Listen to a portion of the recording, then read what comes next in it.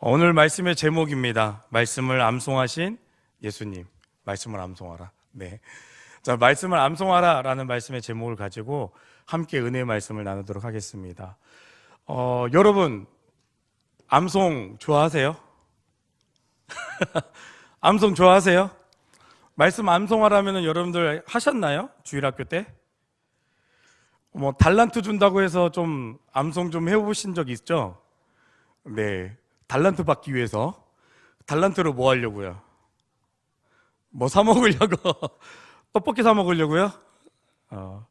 뭐 선물로 바꾸기 위해서 우리가 달란트를 받기 위하여 막 성경 그것도 있잖아요. 주일날 아침에 일어나가지고 엄마 나 성경 외워야 돼. 거기서 아침에 해가지고 성경 암송하고 그렇게 해가지고 나와서 네 선생님 앞에서 딱 하려고 보니까 다 까먹었어. 그런데 선생님이 도와주니까 여러분들 같이 입만 뻐끔뻐끔 하면서 달란트 주세요 하고 달란트 받았어요. 그렇죠. 암송 여러분들은 몇 구절이나 성경 암송을 하고 계십니까? 그렇게 몇 구절이나 하고 계십니까? 그러니까 왜 고개를 절레 그렇죠. 애운다라는 그 자체가 굉장히 어려운 거죠. 그런데 왜 우리는 성경 암송을 해야 될까요? 왜 성경 암송을 해야 될까요? 자, 남가주대학 철학과 교수인 화면을 좀 띄워주시겠습니까? 네, 아유 감사합니다. 달라스 윌라드라는 우리 교수님이 계시는데 이분이 이렇게 이야기를 했습니다. 성경 암송은 영적 성장의 절대적 기초이다. 영적인 삶의 모든 훈련들 가운데 한 가지를 선택해야 한다면 성경 암송을 선택할 것이다. 왜냐하면 성경 암송은 우리의 마음이 필요로 하는 것을 채워주는 아주 기본적인 방법이기 때문이다. 이 율법책을 내 입에서 떠나지 말게 하라. 율법책은 바로 입에 있어야 한다. 어떻게 하면 율법책이 당신의 입에 있게 할 수 있는가? 암송하면 된다. 이 교수님이 이렇게 이야기를 했다는 거죠. 이 성경 암송이라는 그 자체가 우리의 영적인 성장의 절대적으로 기초다라고 말하고 있어요. 우리가 영적으로 성장하기 위해서 말씀을 많이 알아야 된다는 것을 우리에게 피력하고 있는 것이죠. 그래서 우리가 성경 암송을 해야 된다는 거예요. 이 암송을 통해서 하나님께서 나에게 부어주실 은혜가 있다는 것입니다. 그래서 성경 암송이 우리에게 얼마나 중요한지를 다시 한번 말씀해 주고 있는 것이죠. 왜 말씀 암송이 중요한지에 대해서 오늘 이 시간 함께 나눴으면 합니다. 뿐만 아니라 이 암송을 통해서 내 삶의 말씀의 중요성을 발견할 수 있는 귀한 자리가 될 수 있기를 간절히 축복합니다. 세계 역사적으로 고전이라고 말할 수 있는 책이 있습니다. 그 중에서도 토인비가 쓴 역사의 연구라는 책이 있어요.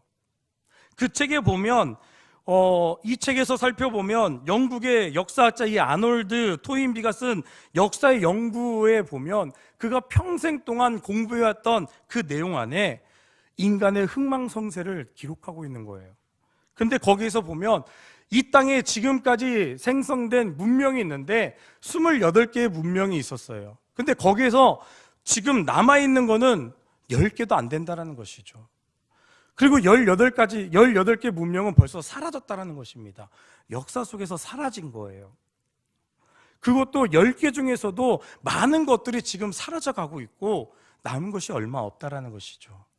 그런데 문명이든 나라이든 역사 속에서 완전히 사라져버리고 나서 다시 나라가 복귀되는 예는 한 번도 없었다는 것입니다. 그 문명이 사라지고 나면 그 역사에서 지워진 겁니다. 완전히 없어진 겁니다. 그것이 다시 일어나고 생성되지 않았다는 것이죠. 그런데 이 모든 법칙을 깨고 예외인 나라가 있었습니다. 바로 이스라엘입니다. 2000년 전에 벌써 망해버린 나라예요. 그 나라가 망해버리고 나서 많은 백성들이 세계 각국으로 퍼져서 삶을 삽니다. 그런 사람들을 우리가 디아스포라라고 합니다. 이 나라가 AD 70년경에 로마에 의해서 이 땅의 예루살렘의 성전이 완전히 무너지고 그 땅에 살고 있는 많은 것들이 다 폐허가 되어버렸어요.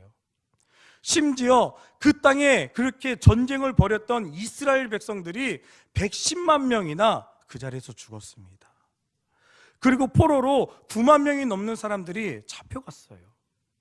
나머지 사람들은 도망쳤는데 이 사람들이 도망쳐서 세계 각국으로 퍼져갔다는 것입니다. 그런데 어떻게 됐습니까? 1900년이 지났음에도 불구하고 이 나라가 다시 세워졌다는 것은 엄청난 일입니다. 이 땅에서 우리가 상상도 할 수 없는 일이죠. 우리나라가 일제시대 때 36년 정도를 일제강점기에 살았습니다. 그런데 어떻습니까? 36년 정도밖에 되지 않았음에도 불구하고 어마어마한 일이 우리나라 가운데 일어났죠. 아직도 일제 잔재가 남아있다고 얘기들 하지 않습니까? 우리는 아직도 일본어를 쓰고 있어요. 우리 생활 속에서. 그게 편해서가 아니라 그 잔재가 남아있어서 우리가 쓰고 있는 거죠. 어떤 역사학자들은 우리나라가 20년 정도만 더 그 지배를 받았다면 우리의 언어까지도 잃어버렸을 것이다 라고 말을 합니다.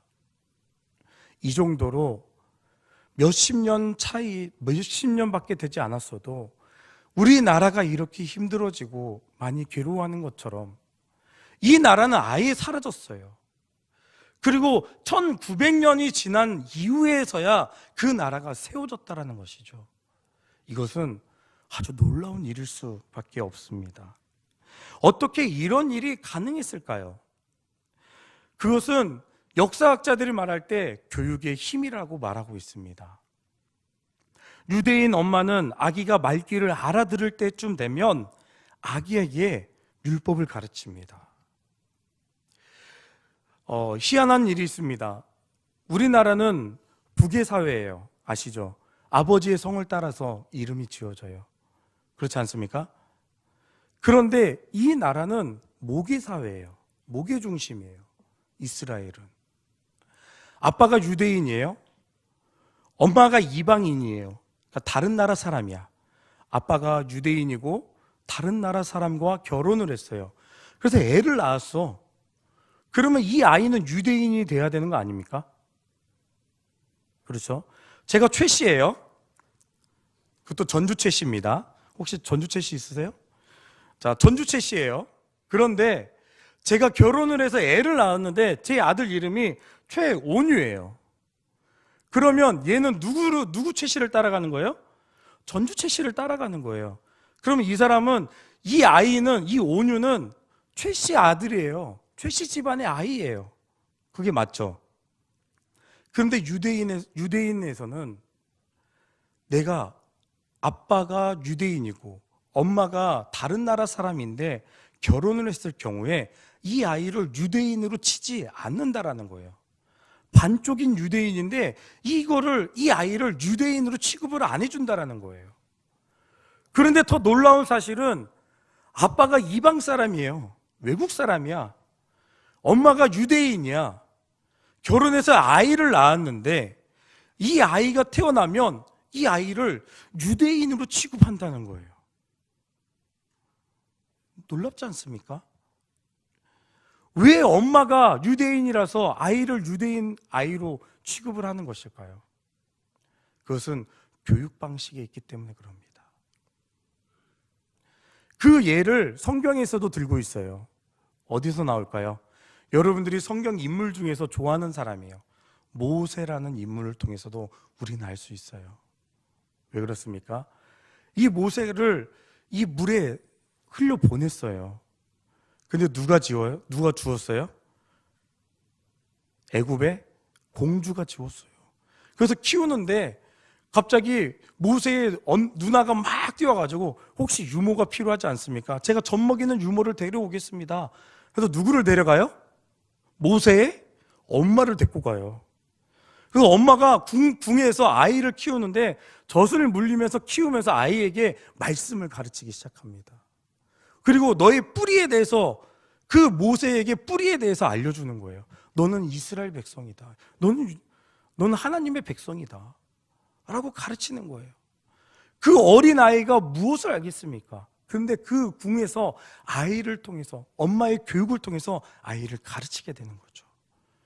그래서 나중에 어떻게 되는 거예요? 모세가 컸는데 자기 백성이 고통당하는 모습을 보니까 어떻게 하는 거예요? 그 감독관을 어떻게 합니까? 쳐서 죽이지 않습니까? 자기 백성이 고통당하는 걸 아니까. 자기의 뿌리가 무엇인지를 알고 자랐다라는 거예요. 그리고 자기가 그렇게 자기 백성이 누구인지를 알고 있었다라는 것이 바로 모세였어요. 어렸을 때부터 교육을 받아왔다라는 것이죠. 이렇듯 이 모계 사회를 왜 그들은 그렇게 중요하게 여겼을까요? 전통적으로 유대인들은 그의 종교의 내용을 자녀들에게 가르치기 위해서 고대로부터 자신들만의 독특한 교육 방법이었습니다.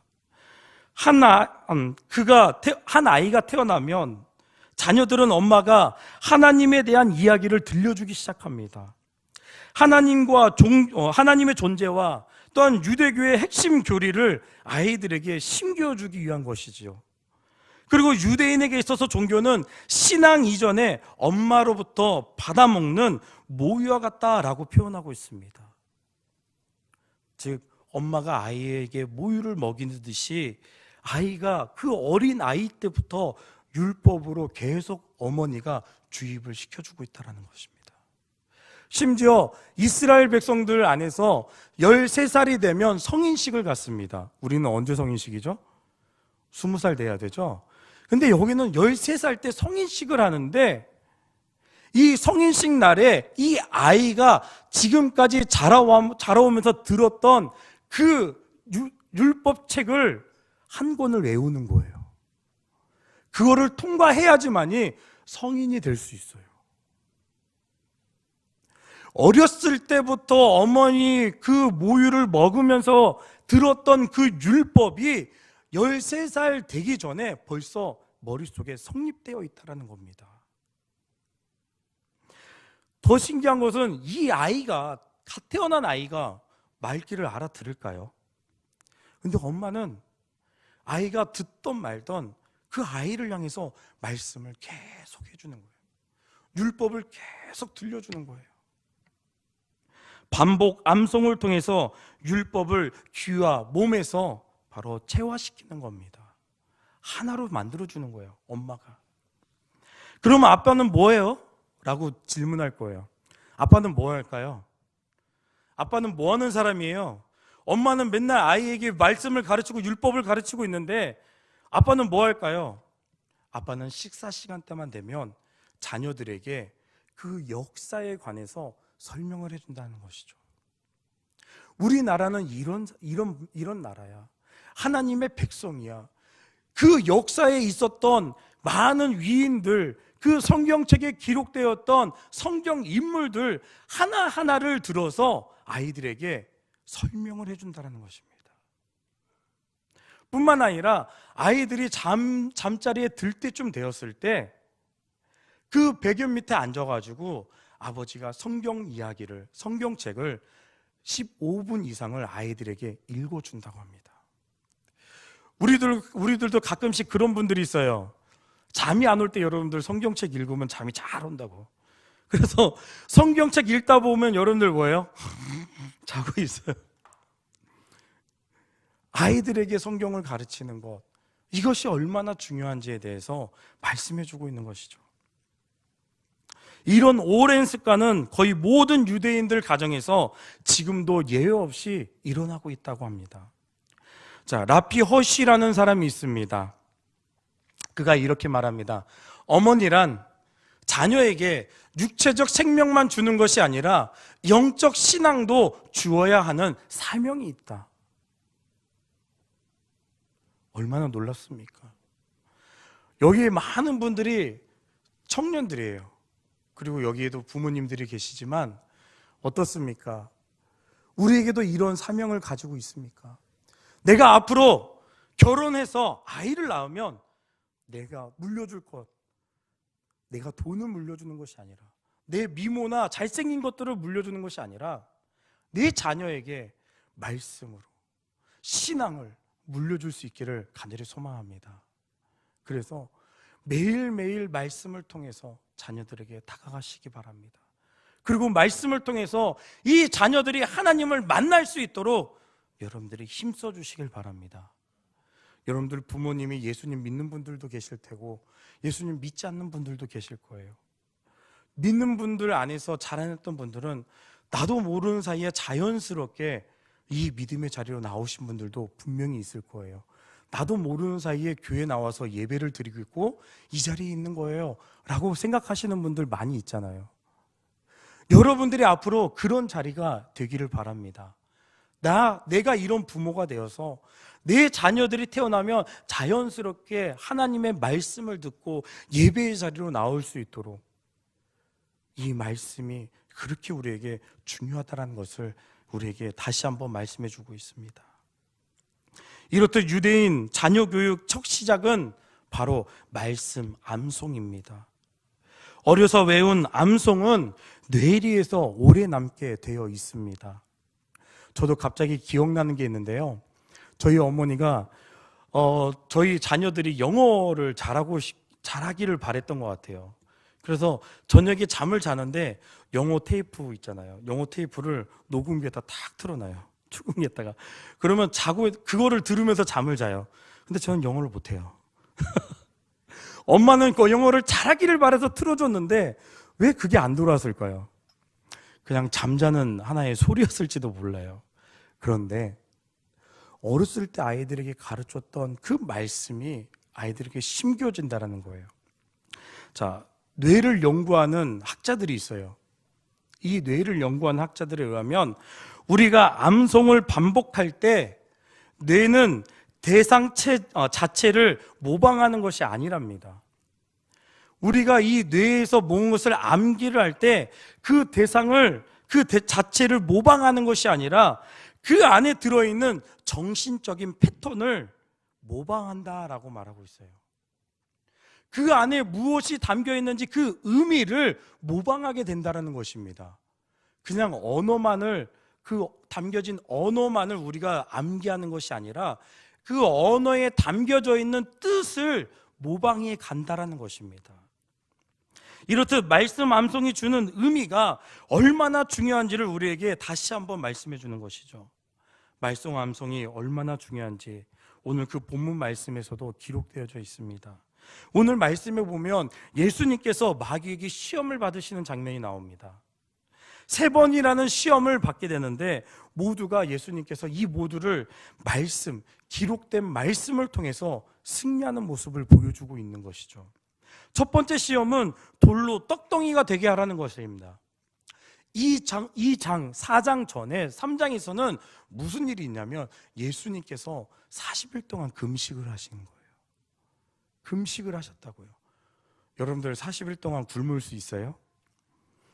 제가 일주일 금식 해본 적이 있거든요. 진짜 얼마나 힘든지 처음에 금식 기도원을 찾아서 들어갔어요. 어디냐면 강남 금식 기도원이에요. 그래서 좀 멀어요. 강촌 쪽에 있어요. 저는 강남이라고 하길래 강남 쪽에 있나 보다.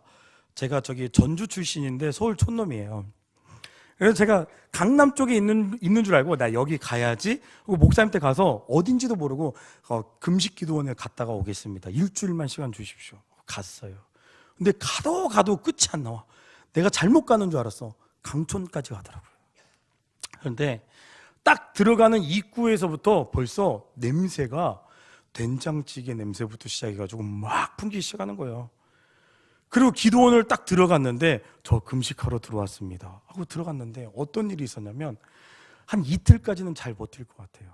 한 3일쯤 되니까 된장찌개 냄새가 2km 정도 떨어져 있는데도 불구하고 냄새가 나. 거짓말 같죠? 진짜예요. 금식해봐요. 누가 옆에서 방구만 껴도 소리가 냄새가 다 나요. 뭐 먹고 왔는지 막 판별하고 싶을 정도로. 사람이 굶으면 이 감각들이 예민해져요. 근데 예수님이 며칠을 금식하셨다고요? 40일을 금식했어요. 그러니 이 마귀가 제일 먼저 예수님을 데려다가 돌들을 향해서 떡이 되게 하라는 거예요. 어떨까요? 그 떡을 보는 순간 떡이 되게끔 할 수 있을까요, 없을까요? 예수님께서 할 수 있겠죠. 왜요? 예수님은 하나님의 아들이시니까. 그런데 어떻게 말씀하고 있습니까? 이때 예수님이 기록되었으되 사람이 떡으로만 살 것이 아니요 하나님의 입에서 나오는 모든 말씀으로 살리라 라고 신명기 8장 3절에서 말씀해 주고 있습니다. 이 말씀을 인용하여서 마귀에게 대적하고 있는 모습이 보입니다. 두 번째 시험은 성전 꼭대기에 올라가서 여기서 뛰어내리라 라고 얘기하는 거예요. 정말 예수님이 하나님의 아들이면은 당신이 여기서 뛰어내렸을 때 천사들이 와서 떨어지기 직전에 당신을 받아줄 것이다 라는 것이죠. 예수님이 신명기 6장 16절 말씀을 인용하여서 기록되었으되 라고 하면서 이렇게 말씀합니다. 주 너의 하나님을 시험하지 말라. 세 번째 시험은 무엇입니까? 마귀는 예수님에게 천한 만국과 그 영광을 보여주면서 내게 엎드려 한 번만 경배하면 돼. 나를 위해서 경배해봐. 그럼 이 모든 것들을 다 줄게 라고 시험합니다. 신명기 6장 13절 말씀을 인용하여서 예수님께서 다시 한번 마귀의 시험을 이기십니다. 예수님은 이번에도 기록되었으되 주 너의 하나님께 경배하고 다만 그를 섬기라 라고 말씀하십니다. 그런데 예수님이 사용하신 이 말씀들은 모두가 예수님께서 암송하고 있었던 말씀이라는 것이죠. 율법책에 나온 그 말씀들을 알고 계셨다는 것입니다. 그리고 그 말씀을 가지고 사단과 싸워서 승리하는 모습을 우리에게 보여주고 있는 것이죠. 여러분들에게 시험이 찾아올 수 있습니다. 어떤 시험이 잘 찾아올까요? 예를 들어서 이런 겁니다. 우리 현주자매 딱 보니까 보인다. 현주자매에게 누가 1억을 준대. 1억을 준대. 기분 좋아지죠? 아닌가요? 그럼 다른 사람 찾아야지. 1억을 준대. 자, 그런데 주일날 그것도 오후 2시 홍대역 1번 출구 앞에 가면 잘생긴 남자가 가방 하나 들고 있을 거야. 근데 이 가방만 주는 게 아니라 이 남자도 가지래. 잘생긴 남자를. 자, 벌써 웃기 시작했어.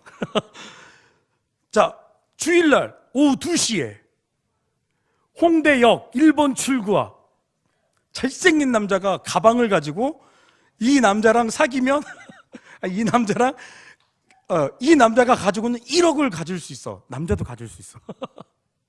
자, 어떨 거야? 갈 거야, 안 갈 거야? 진짜 안 가요? 1억인데? 잘생겼는데? 안 가요? 다들 막 웅성웅성하기 시작했어. 야, 가야지. 왜 안 가? 가야지. 야, 11시 예배 드려. 그리고 밥 먹고 가도 돼. 그래, 안 그래?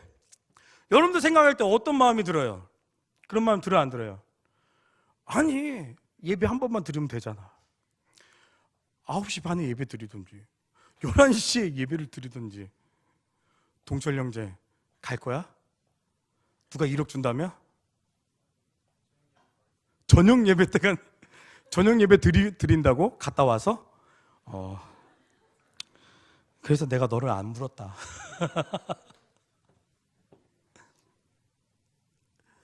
우리에게 이런 시험이 다가온다면 여러분들 어떨 것 같습니까?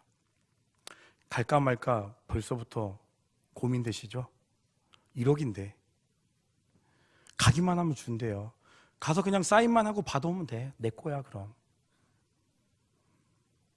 그러면 아마 저도 좀 흔들릴 것 같아요. 1억이잖아. 이 사단은요, 우리에게 가장 약한 부분들을 흔들려고 해요. 여러분들이 나에게 있어서 가장 약한 부분들이 무엇인지를 알아요. 근데 사단도 그걸 알아.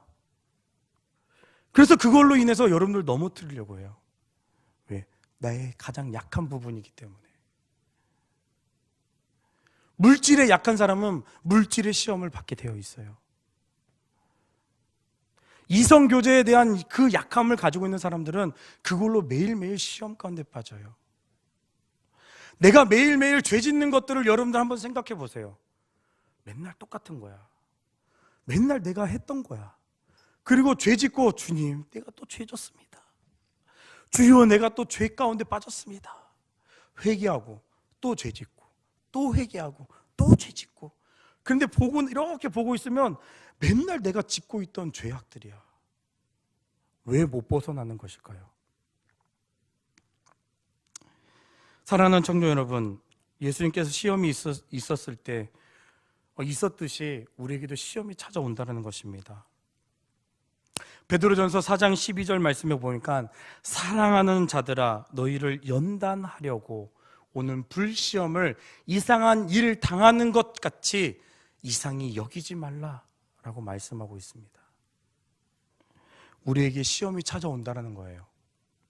어렵고 고통스러운 일, 슬픈 일, 괴로운 일들이 여러분들 삶 가운데 찾아오게 될 거라는 것이죠.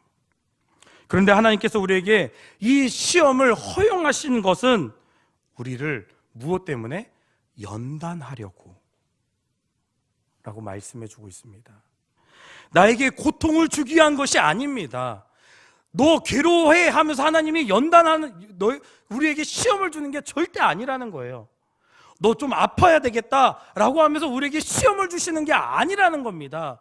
그 시험을 통해서 우리를 연단하려고, 우리의 믿음의 성장을 더 한 단계 올리시기 위해서 그 연단의 과정을 우리에게 주시는 것입니다. 시험을 통해서 내가 힘들어하고 고통받기 위한 것이 아니라 이 시험을 이겨내기 위해서, 그래서 이 시험에서 딛고 일어난 자가 믿음이 성장하고 신앙생활을 더 열심히 할 수 있게 되는 것이죠.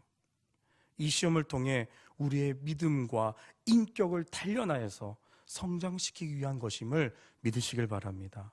그런데 무엇이 이런 불같은 시험을 통과하도록 우리에게 하는 것일까요? 바로 지혜와 힘을 주시는 이유는 하나님의 말씀입니다. 이 시험을 이길 수 있도록 하시는 것은 하나님의 말씀을 통해서 우리에게 이기게 하신다는 것입니다. 그것도 암송하여 마음에 담는 그 말씀입니다. 그것을 예수님께서 친히 우리에게 보여주고 계신 오늘 본문의 말씀 아닙니까? 사단이 시험이 왔을 때 이 시험을 이길 수 있다. 이 시험은 내가 지금까지 신앙생활하면서 주님의 말씀을 먹었던 것, 그 말씀을 내가 기억하고 있는 것, 암송하고 있는 그 말씀을 통해서 내가 사단과 싸워서 이길 수 있다라고 예수님께서 친히 우리에게 보여주고 계신 건 아닙니까? 이 암송한 말씀은 무의식의 창고에 간직되어 있다고 합니다. 어려운 상황이 발생했을 경우에 성령님께서 그 말씀을 생각나게 하시고 그 마귀를 대적하게 하시고 시험을 이기게 하신다라고 말씀하고 있습니다. 우리가 지난주 우리 교회 행사가 있었어요. 무엇입니까? 새벽마다 특세가 있었어요. 전일 참석하신 분 계세요? 전일 참석. 나 전일 참석입니다. 동철이 지우경제 한번 빠졌다며. 위에 또 위에 있어요? 예. 두 분이네요. 예, 2명밖에 없어요? 3명. 네. 감사합니다. 태영아, 자신 있게 들어야지. 네. 그런데 주제가 뭐였어요? 그리스도를 본받아. 뭐죠? 거룩한 습관. 그렇죠. 몇 가지? 네, 참석하신 분들은 알죠? 5가지래요. 거룩한 습관 5가지. 예수님의 거룩한 습관 5가지에 대해서 우리가 말씀을 나눴는데, 여러분들 습관 어떻습니까? 일생생활 중에서 습관이 이끌어가는 영역이 아주 굉장합니다. 자, 잭 하츠라는 교수님이 계십니다. 한번 띄워주시겠습니까? 네, 습관의 힘. 잭 하츠라는 사람이 쓴 책인데 우리의 일상적인 행동의 90%는 습관을 바탕으로 하고 있다라고 이 책에 쓰여져 있어요. 자, 그렇다면 우리가 일상생활에 지내고 있는 것들 90%가 습관이래요. 여러분들 오늘 하루를 살았어. 그런데 내일 하루가 여러분들 많이 다른가요? 월요일 날 회사를 나갔어. 학교를 나갔어. 공부를 했어. 그런데 그 다음날 화요일도 똑같은 거의 대부분 패턴일 거예요. 삶이. 그리고 학교 갔다가 직장 갔다가 집에 돌아와. 그리고 내가 삶을 살고 있는 모든 영역 속에서 내가 했던 그 모든 일들 중에 하루하루가 그것도 그 하루 중에서 90%가 내가 했던 모든 것들이 습관적으로 일을 하고 있다는 거예요. 여러분들도 습관적으로 하는 일들이 있을 거예요. 집에 가자마자, 남자들은 그런 거 많이 하죠. 집에 가자마자 제일 먼저 찾는 게 뭘까요? 남자분들 안 계세요? 밥? 밥 줘! 라고 해요, 여러분들은? 어떤 분들은 이걸 찾죠. 네모난 거, 길다라고. 뭐예요? 요람 형제 안 찾아요? 아, TV가 없어요. 잘하셨네. 네. 집에 가자마자 딱 누우면서 뭘 틀어요? 리모컨 찾아가지고 누워서 띡 하고 눌러요. 그래서 뭐예요? 텔레비를 봐요. 그런데 이것도 습관되면요 계속 그래요. 집에 들어오면 뭘부터 찾아요? 리모컨부터 찾아요. 우리가 눈을 뜨고 잠을 드는 그 시간까지 일정한 패턴이 어제와 완전히 다른 삶을 사는 사람이 없다라는 것이죠. 우리는 늘상 그렇게 살아왔기 때문에. 또 어떤 일이 벌어지게 되면 사람은 대체적으로 각자가 자신이 가지고 있는 이제까지 자신이 생활해왔던 그 반응들을 보이기 시작한다는 것입니다. 그 반응은 완전히 다른 색을 보이는 것이 아니라 거의 비슷한 형식의 반응을 보이며 일을 처리해 갑니다. 이것이 다 습관이라는 거예요. 예를 들자면 나에게 문제가 닥쳤을 때 그 문제 속에 그 문제가 나에게 다가오면은 한숨을 쉬는 사람들이 있어요. 나에게 문제가 다가오면 한숨을 쉬어요. 그러면 이 사람은 진짜 문제가 다가올 때마다 아휴 하면서 한숨을 쉰다는 거예요. 문제가 닥쳐오면 누군가는 누구를 탓하는 사람이 있어요. 내 잘못을 내가 잘못했는데도 불구하고 내 잘못을 보는 것이 아니라 다른 사람을 탓하려고 그래. 이렇게 하면 안 되겠다. 이렇게 해야 되겠다. 다른 사람을 자꾸 탓하는 거야. 너 때문이야 하면서 탓할 사람을 찾는 사람들이 있습니다.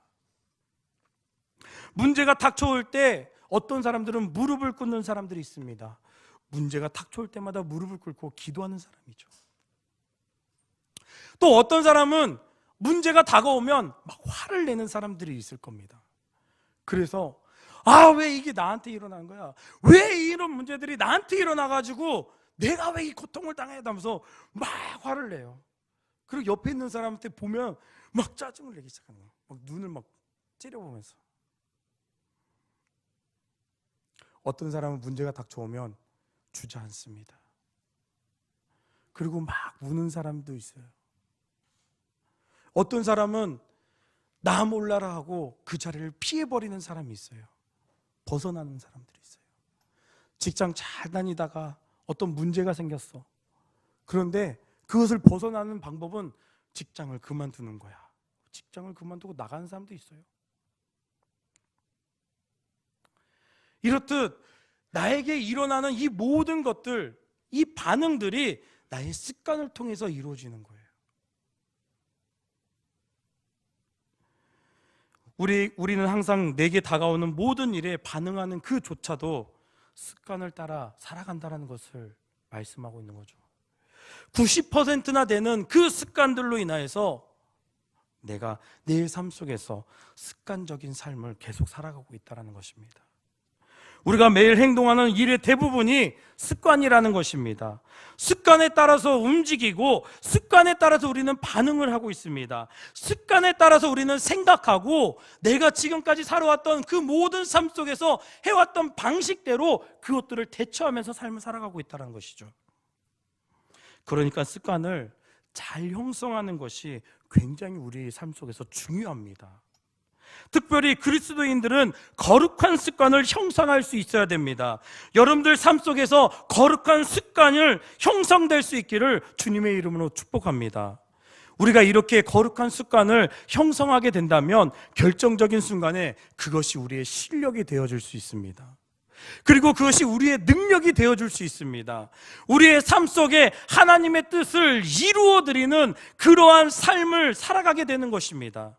사랑하는 청년 여러분, 말씀 암송이 여러분들의 거룩한 경건으로 자리 잡기를 소망합니다.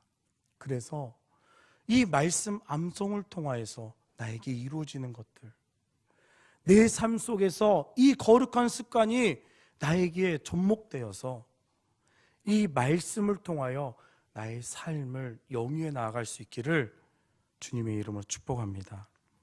말씀을 맺도록 하겠습니다. 성경에서는 복 있는 사람에 대해서 말하고 있습니다. 여호와의 말씀을 즐거워하여 그 말씀을 주야로 묵상하는 사람이 복 있는 사람이라고 표현하고 있습니다. 이 사람이 어떤 사람이냐면 시냇가에 심겨진 나무가 시절을 쫓아서 열매를 맺고 그 잎사귀가 마르지 아니하고 그가 행하는 모든 일이 다 형통할 것이라고 말하고 있어요. 그렇다면 시냇가에 심겨진 나무가 시절을 쫓아서 열매를 맺는 것처럼 살아가는 비결은 무엇일까요? 바로 말씀을 주야로 묵상하는 겁니다. 하나님의 말씀을 통해서 내 삶을 바라보는 거예요. 하나님의 말씀을 붙잡고 내 삶을 살아가는 겁니다.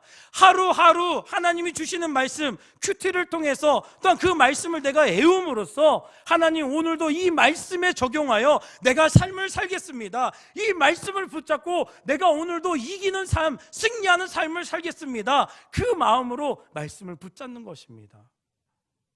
주야가 뭡니까? 낮이든 밤이든 시도 때도 없이 하나님의 말씀을 붙잡고 삶을 살아야 되는 것이죠.